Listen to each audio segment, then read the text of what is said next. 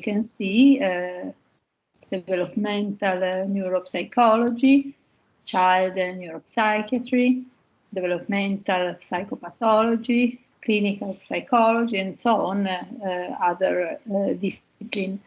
But disability psychology have to choose a developmental perspective. And what does it mean? Which is the specific aim of disability psychology, of this kind of teaching?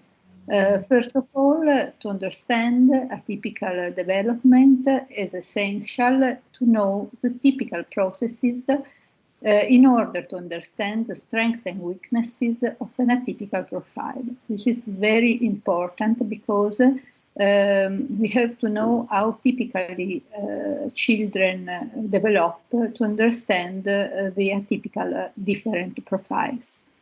Moreover, the different development trajectories are the result of many factors, and we have to know that genetic factor, neural structures, environmental factors, personal characteristics, and lived experiences contribute to the development of individuals.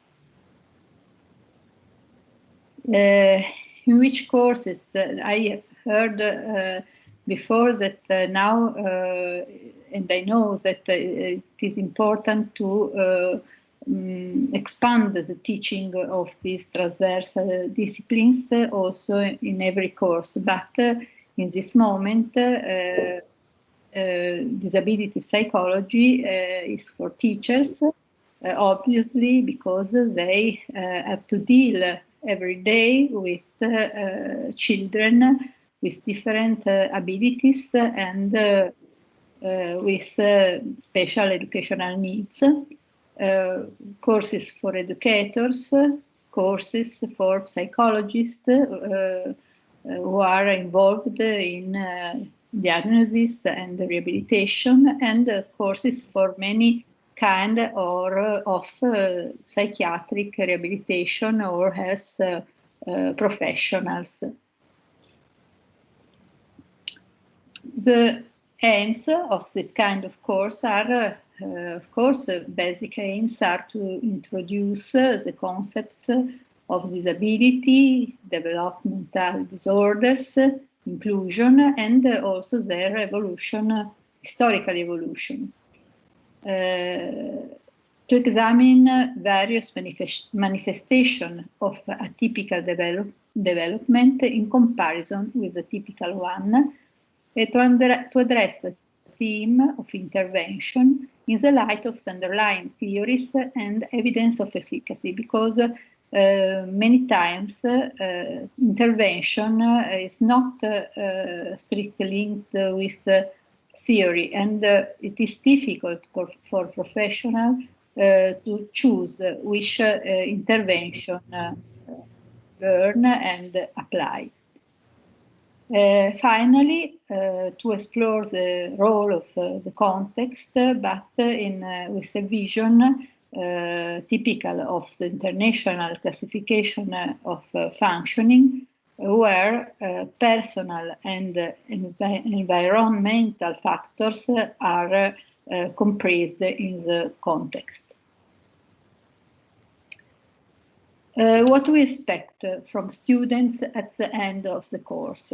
Of course, to gain knowledge related to different types of disorder, but also to become aware of the characteristics of an inclusive environment, to understand the relationship among the theoretical approach, research results, assessment tools, and intervention strategies, as I have told before, and to compare the different points of view, because very often professionals or students consider, for example, the point of view of family as a less important point of view, and this is very negative because of the family involvement in the education, in the rehabilitation of the child is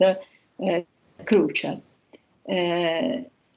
And most important of all, in my opinion, is the use of an appropriate language, avoiding judgment and stigmatization. And I always explain to my students that meaning and signifier are strictly linked, and words are very important. How can I try to achieve this goal? First of all, the active participation of students is needed, even when classes are large or in emergency time like the one we are living now. And to obtain an active participation, I think that an initial and ongoing investigations for probing what students know, what topics they prefer, what they think about is very important. And I think that the lesson cannot last very long, but short lessons have to be interspersed with or followed by questions, comments, experiences. Quite often I use case studies and viewing of movies to stimulate motivation and the association between theory and practice. Finally, group discussions based on shared stimuli or individual exercise are very, very important. So I finished this part of my speech. I don't know if Diana, what thinks Diana about, if questions now or after the whole speech? Okay, thank you, Mirella. Если у вас вопросы по поводу, как она организует ее курс, как где они преподаются, как, есть ли у вас вопросы? Can I ask one question? Yes. Yeah, Mirella, thank you for your speech. It was very interesting.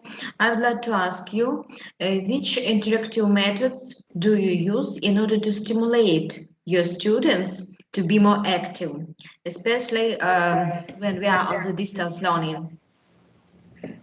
But yes, it's not so easy because I have quite numerous classes. But when we are in presence, now I often begin with an assessment of what they know, what they also through questionnaires or brief assessment, and I try to start from this point and then to alternate lectures with active involvement in exercise, individual exercise, or in group discussion. When we are in distance, Teams that we are using now offers many possibilities. I am not able to use everything, but for example, channels or rooms are very functional for working in group, but always starting from a sharing point, stimulus or a movie or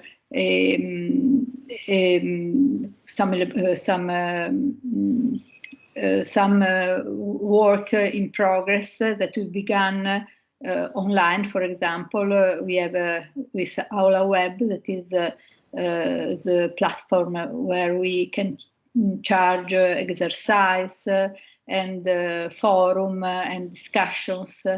And so I try to use a lot of different means, both in presence or distance. Do you have something like special rules? For example, just lecture should not be more than 20 minutes, and then survey, and then practical involvement, or something like that. Do you have your own rules, or yes, something practical? For sure, when I teach in the distance way, I prefer very short lessons, short lectures. I think 20 minutes is the right measure.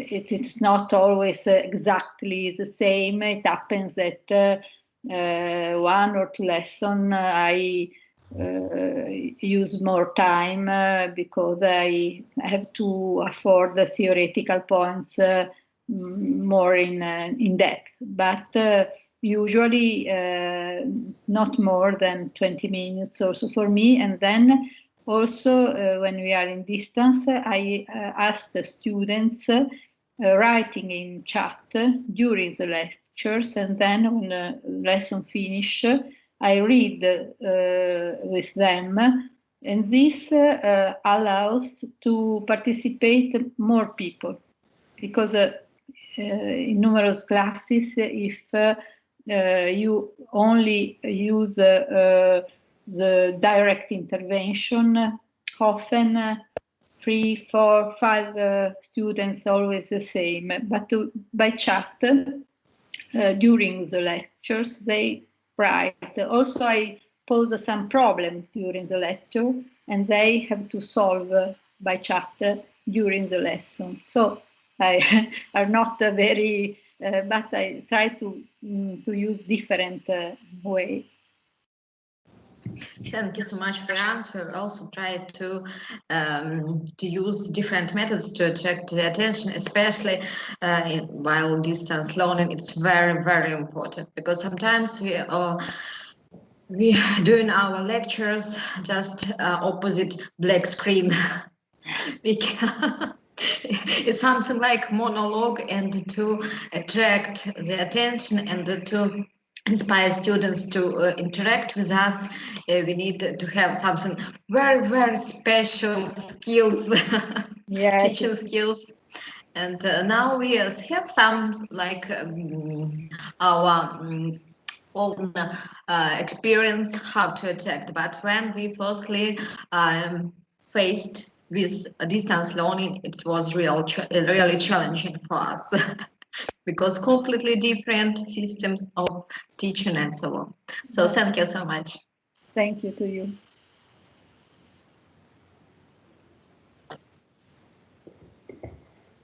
If you don't have yes. question, если нет уже вопросов, тогда, может, она расскажет про политику университета. Хорошо? Или есть вопросы? Ну, к сожалению, Афузовой нету, поэтому они бы задали больше вопросов, поэтому потом. Мы перескажем, если можно будет мне как-нибудь по переписке sпросить. Dicono che siccome mancano 2 professoresse che sono proprio molto interessate a questo tema, però faranno delle domande poi via email, perché adesso hanno un'altra seduta di laurea. Okay, for me. Okay, for me. Thank you. I can pass to the second part of my speech.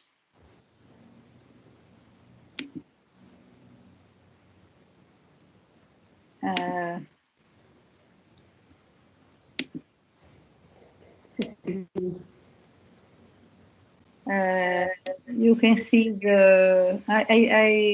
I didn't share the screen before. Sì, è vero. I share now. I'm sorry. I share now the second part. I share the screen.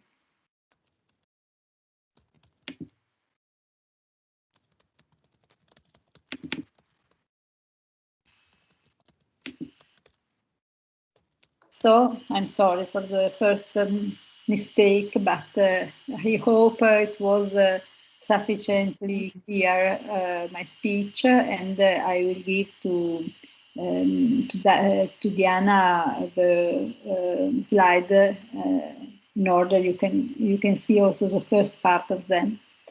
Now I go to speak about students' inclusion in UNIGE. The Office for Students with Disabilities and with Specific Learning Disorders is active from 1999, and since 2010 it follows also students with specific learning disorders. Of course, the main objective of the office is to achieve the best inclusion quality for these students.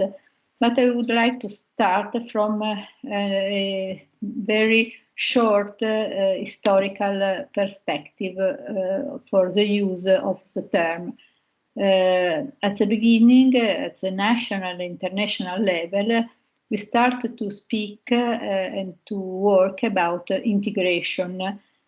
And also in this case, there were three meanings of integration. The simpler one was physical location, which is when special units or classes are set up in ordinary schools. Social integration follows, which is when children attend a special class or unit and share activities with peers, and more functional integration is when a joint participation in educational programs with other students is provided. As you know, now everywhere in the world we speak about inclusion. The term changed, but also in this case we have possible different meaning. And again, the first meaning is simply denote the place of education, the physical location of students with disabilities in mainstream classroom. In addition, it can require that needs of pupils, academic or social, at school are met. The third and the fourth definition are, in my opinion, more actual and more challenging, because if we speak of inclusion about all students and not only with specific educational needs, we have also the possibility to create communities in school where any difference is included because the context is an inclusive context. Which is a model of student inclusion for the University of Genoa. I think that the model is composed from different factors. First of all, the attention to the students' social and academic needs. And we try to achieve this goal through a problem-solution-centered attitude that allows not to be overwhelmed by the problem.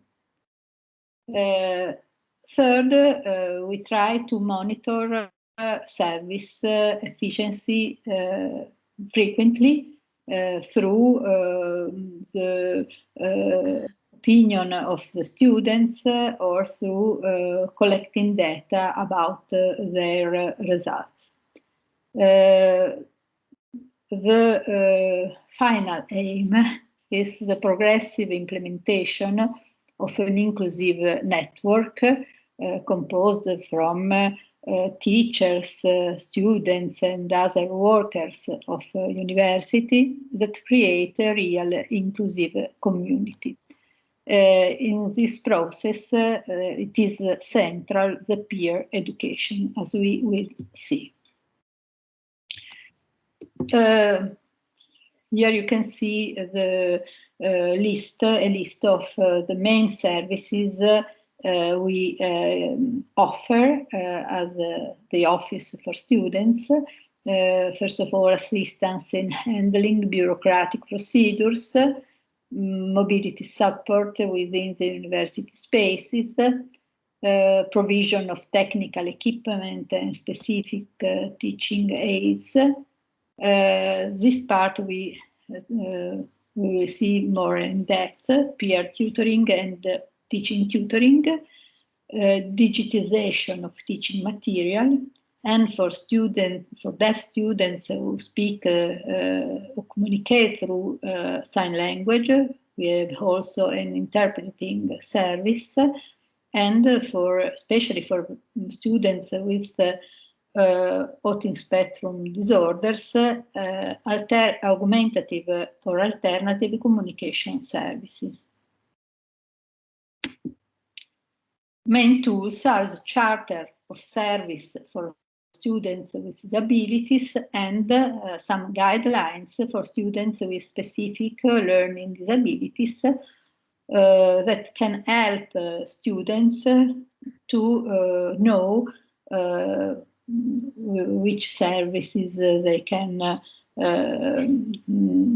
which services are offered, and which are the rules and which are the aims of the services.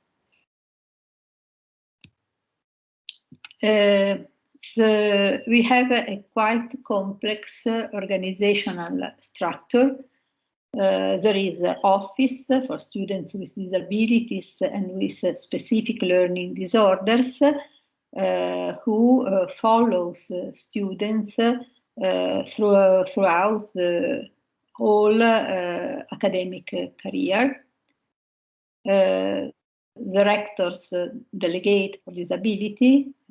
Now I am, but it changes periodically.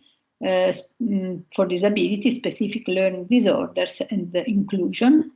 And each educational area, didactic area, has a teacher referent for students with disability and with learning disabilities who know very well students and make a constant work in supporting them during their contact with teachers and so on. Altogether, and also with student representative and representative of other services, we are the University Committee for the Inclusion.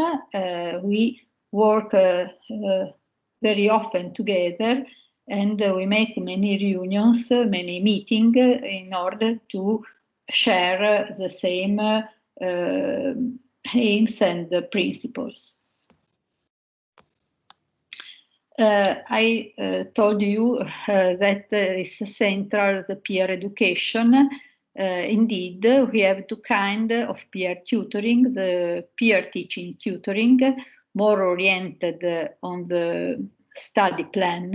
The service consists in guaranteeing the student support in the didactic activities for which she or he encounters difficulties, whatever the cause. And so, practically, the tutor provides support in the organization of the course program in agreement, of course, with the teacher. The tutor can assist the student both during the lesson and outside the classroom to help him better understand the most difficult topics in order to reinforce learning and pass the exam. The sample peer tutoring is more oriented in facilitate and support the student in his/her university life, helping in carrying out administrative procedures, in finding the didactic material for the courses, in the compilations of the study plans, in the relationships with teachers, for the transcription of the notes during the lessons, in repeating the lessons, and when there are exams, with the function of tutor, reader, or writer. Of course, it is a student who make a request for a single service. So we answer to the need that the student explicitly says us, excuse, I try to tell in a best way, the services are not given independently by the office, but we make a good job, a great job with students, because they have to understand which services are the best for them and ask for them, and this is an active role in their staying at university.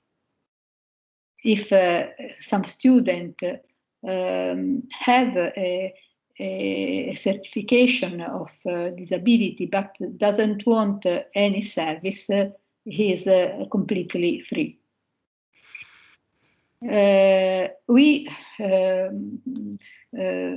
Luckily, we continue the tutoring service also during the emergency. The students were supported in order to avoid that the emergency could lead an interruption of their study, and to ensure continuity in their study path. The role of tutors were very, very important, because they were able to manage and adapt their activities to the various needs and requirements of students, also in this emergency time. I show you some data. The data are about the past year in this detail.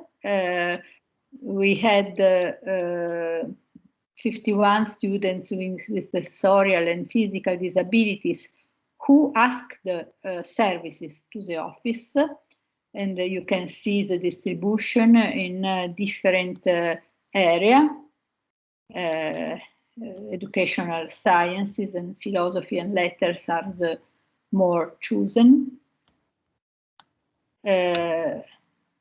We had also 53 students with neurodevelopmental and psychiatric disorders used our same services. In this case, especially philosophy and letters was chosen. The total number of students with disabilities who attended the University of Genoa was more than 400, and as you can see, is especially concentrate on bachelor courses.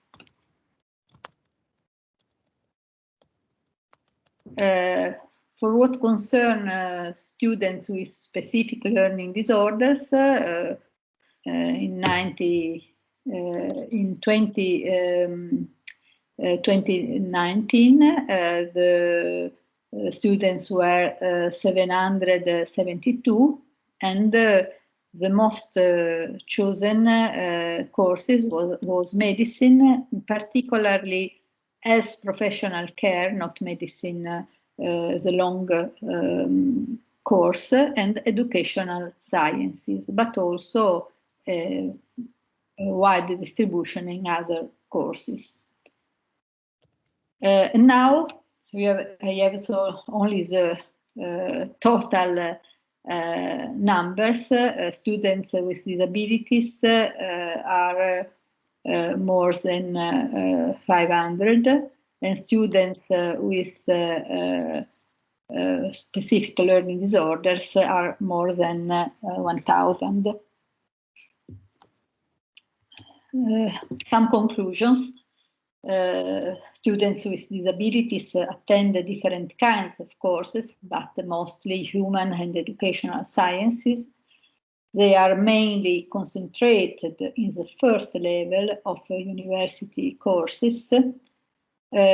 Students with specific learning disorders are more numerous than students with disabilities and attend a larger variety of courses, and they choose very frequently care professions and educational sciences. Finally, the number of students with special educational needs of very nature who attend the University of Genova are increasing year after year. I conclude.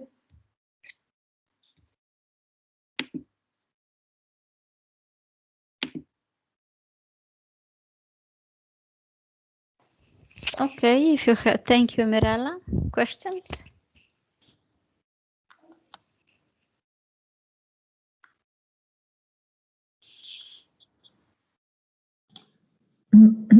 Yes, can I ask a question, please? Please. I would like to clarify about peer tutoring. Peer tutors are students or teachers? Sorry, I didn't tell clearly. Our students, we every year the university make a call for every student that can participate into this call, and then there is a selection, and we have a quite numerous group of students tutor. Peer teaching tutors is the same procedure, but directed to master students or doctoral students, because they have also to they have to be also expert in the disciplines, not only peer tutoring as a support, generic support, but they are employed when a student with disability or with a specific learning disorder want support in the study activity. So peer tutoring, but with different aims. Thank you very much. Employed or volunteers? Excuse me. You said employed. Employed as tutors. Employed. What does it mean? Are they? Is this work paid for or on voluntary basis? They are paid. Ah. There is a call, and they answer to the call, and the winner receive for each hour a small payment. Thank you. Very interesting system. And one more question, if I may. There are guidelines for students with disabilities or special learning needs. But what about other groups of students? Are there guidelines, for instance, how to treat students with disabilities, or it is assumed that students are already inclusive, understand what is inclusion, and there are no cases when students with disabilities are treated badly? But the guidelines are at disposition also of teachers, but this is not enough. So, as you have probably heard in the past conferences, there is a group who works for didactic innovation, and it works in collaboration with us also in the theme of inclusion, and we organize together training for teachers in various themes connected to inclusion. This is at the beginning we started 2 years ago, but we want to improve this kind of initiative because it is needed for create a better homogeneity between among the teachers. We are a lot of teachers at the University of Genoa. It's very difficult to have the same answer from everybody. But we are in trying to create this inclusive community, as I spoke at the beginning of my lecture. Okay, thank you.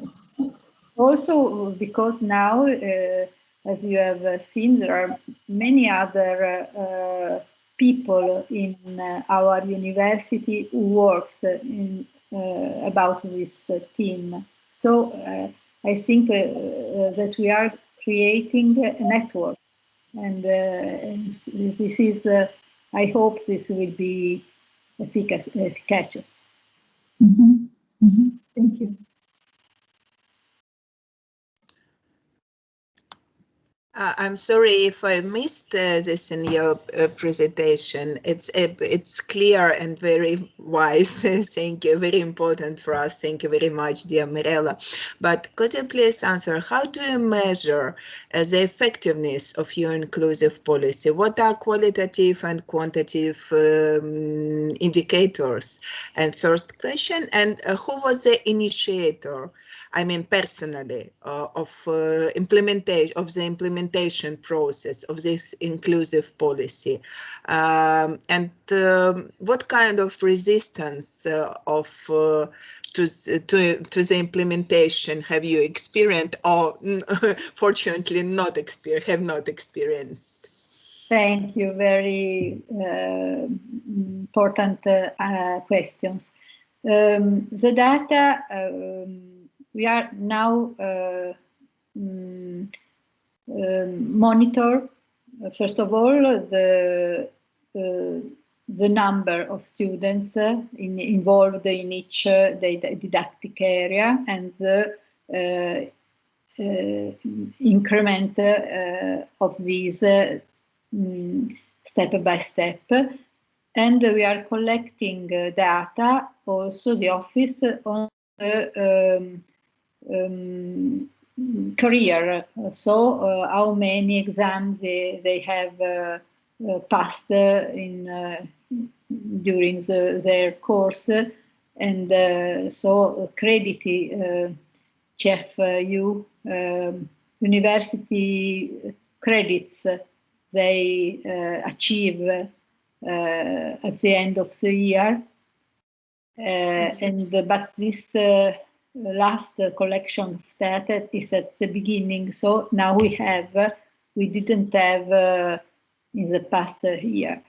And also third thing, the collection of the opinion of the students who have the service, and also of the tutors.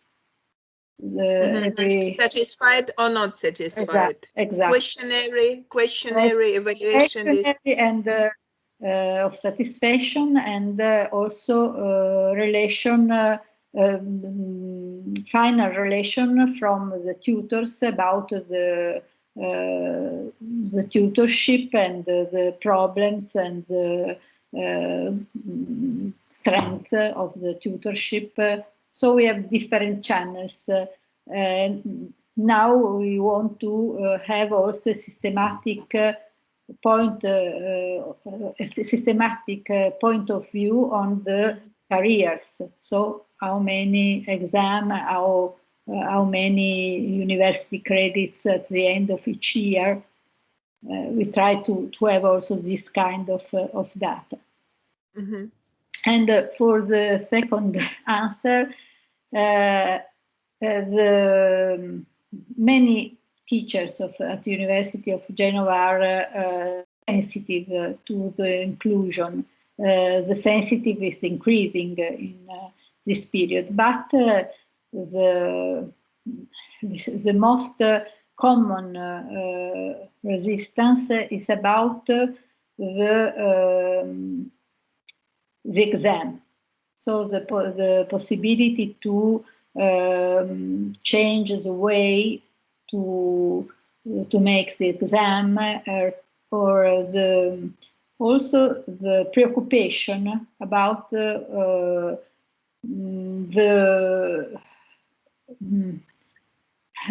possibilities that students finish a course without have achieved every objectives and aims of the course. Mm-hmm. And so, especially with very hard disciplines, it's not easy to find a balance. Mm-hmm. And so there are some differences, but step by step, inclusive attitude is growing. Thank you.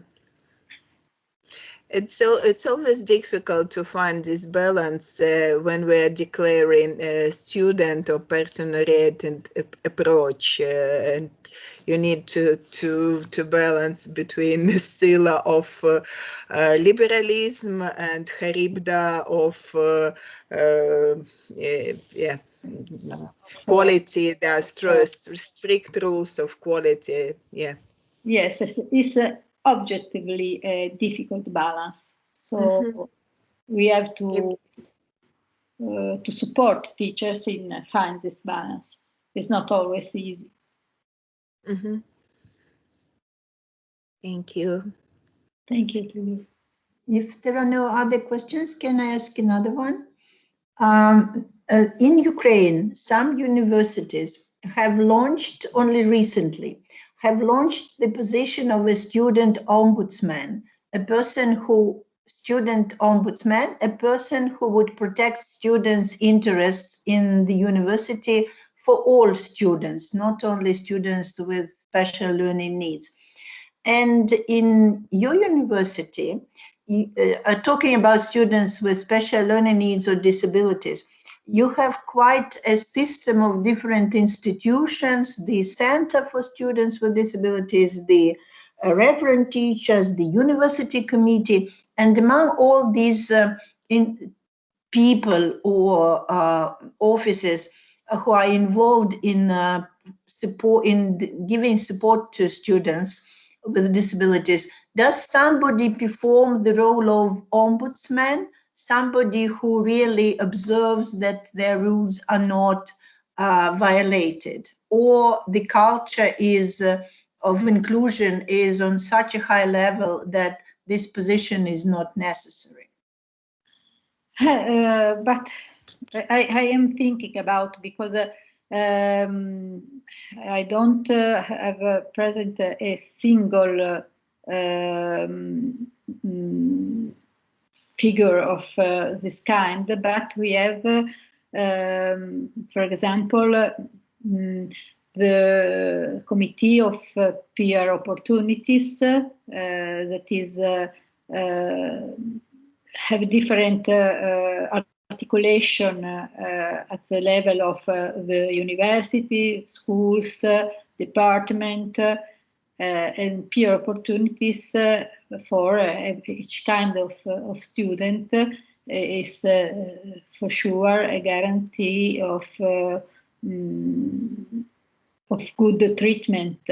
And I think this is the most close to your example, peer opportunities, but also there is another kind of commissions. It is a Peritectic Commission, where students, teachers, other workers are all together and looks for the same opportunities for everybody, and I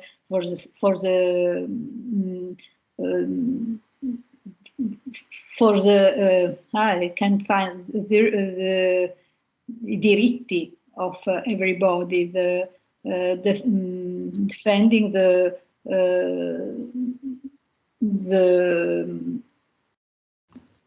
same thing you said, the fact that the people does not encounter bad situation or from teachers or from other students. There is, I think, Commissioni Paritetiche is office for this. Paritetic committees. Thank you very much. Thank you.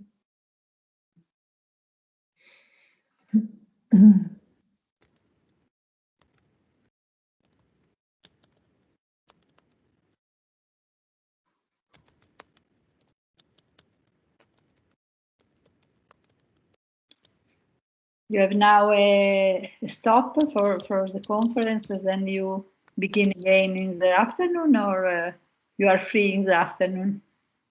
No, we are not free. We have discussions all day, lectures. Yes. I thought that it's extremely useful study visit. Maybe because of online format, it's also very compressed, a lot of information, but I love it really, and it's very interesting. The similar way of thinking, approaches, and you are the first, sure, and this is a project sort of capacity building for us. Yes, really. But thank you very much. Thank you very much for your initiatives and that you are sharing with us your experience, and hopefully we'll do together something very useful for society. I hope, because it's a very kind experience for me too. Thank you to everybody. Thank you to Professor Moretti and Diana Spulberg, who contacted me for this discussion together. Thank you very much. Thank you very much to you, dear Mirella. Mille grazie, mille grazie. Mille grazie a voi. Diana, you are the boss. You're the tailor, great tailor of our study visit. It's really suits all our needs. My personally.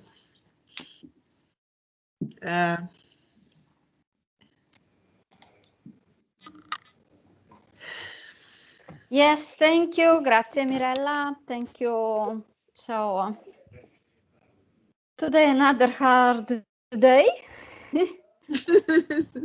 Oggio. How to say in Italian? Oggio is the hard, difficult day, but difficult. No, giornata but difficile, giornata faticosa. Fatigué. Je suis fatigué. Yeah, fatigo. Yeah. Giorната фатига. Окей, я надеюсь, что вам опять было интересно.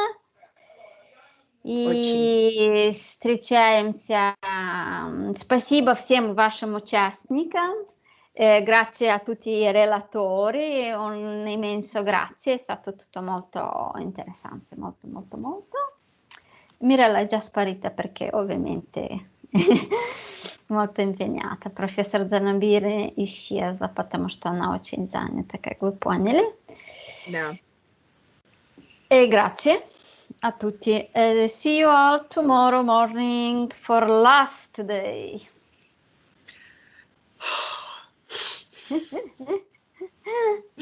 Thank you very much. Спасибо большое, Диана, mille grazie, Diana, mille grazie, Cristina, mille grazie, Alessandra, arrivederci.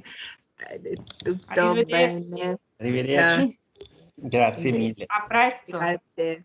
Ciao a tutti, grazie. Bye Ciao, bye. ciao Samantha, Bye ciao. bye. Ciao a tutti, Bye. ciao Alessandro. Bye bye. Thank you very much and bye. А мы же должны были всю пятницу работать. Я настроилась. Vogliono lavorare tutta la settimana, tutto il venerdì. Да, отпускать не хочется. Хочется еще что-то узнать, но я уже... Может, домашнее задание какое-то еще. Как Елена. Давайте начнем. Мы когда насчет ценностей поговорим, методологии? В субботу, да? Мы завтра поговорим насчет ценностей методологии, да, Диана? Сегодня, если есть время, так у кого у Дианы, у меня есть. Ой, Диана, а есть хотя бы немножечко времени еще задержаться по поводу... Мы просто пока в МИЦе, что пока Марина есть, но ненадолго, потому что у Марины день рождения у сына. Поздравляем ее, 10 лет Сашечке, моему любимому умняшечке. Вот. И мне тоже, у меня дочка завтра улетает в Стокгольм, я тоже хотела сбежать. Долго не смогу сегодня, мне лучше завтра. Когда мы можем обсудить по методологии, по ценностям, по research? Что мы можем сделать? Завтра. Завтра, Ну, вы все. немножко по компетенции и по методологии вам немножко рассказала же, как Микаэла вчера, вы же слышали. Да, мы смотрели, думали. Ну, как вот эти ценности померять, вот эту diversity, я бы, конечно, с Райс еще раз встретила. Я не могу ее имя запомнить. Как она правильно произносится? Цинтия. Как? Цинтия. Цинтия, все, американское имя, Цинтия. Вот, если можно было бы у нее спросить, но она сказала, что Лена же спрашивала Уржель, по-моему, вы же спрашивали, они, кажется, не делали никакого специального исследования, да? Ну нет, она сказала, что у них, в принципе, были вот то, что концептуализация, да, interpretation of disabilities было. Я думаю, что там есть, но я не знаю, на каком языке эти публикации. Но это именно disabilities, понимаете, мы же немножко уходим от disabilities. Ладно, давайте тогда отпустим Диану и те самые, и я не знаю как, у меня, если честно, болит голова от количества информации, от всего этого самого, ну такое вот как... Хорошо, давайте тогда прощаемся. Спасибо. И я потом, я не нашла от вас в почте ничего. Ой, я послала на Telegram. Я прошу. Я поняла, хорошо, сейчас я поделюсь, давайте тогда... Вы можете здесь оставаться, я выйду, а вы останетесь. Я регистрацию. Все, регистрацию. Хорошо, Диана, остановить запись, да.